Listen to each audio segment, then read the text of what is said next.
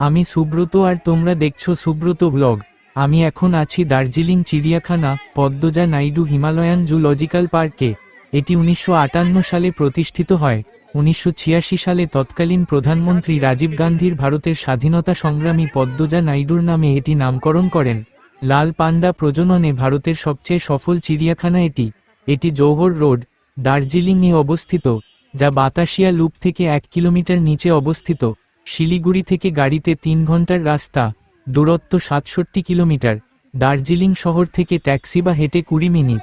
নিকটতম rail station new Jalpaiguri.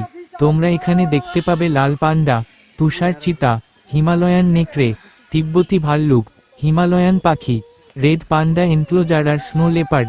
March, June আর September November হলো এখানে আসার সেরা সময়। এই সময় আবহাওয়া পরিষ্কার থাকে এবং প্রাণীদের অ্যাক্টিভ দেখা যায়। শীতকালে তুষার চিতা দারুণ লাগে, তবে তখন খুব ঠান্ডা থাকে। তুমি কি আগে কখনো এখানে এসেছো? অবশ্যই কমেন্ট করে জানিও। এই রকম আরও ভিডিও পেতে হলে আমাদের চ্যানেলটি লাইক, শেয়ার ও সাবস্ক্রাইব করে রাখো।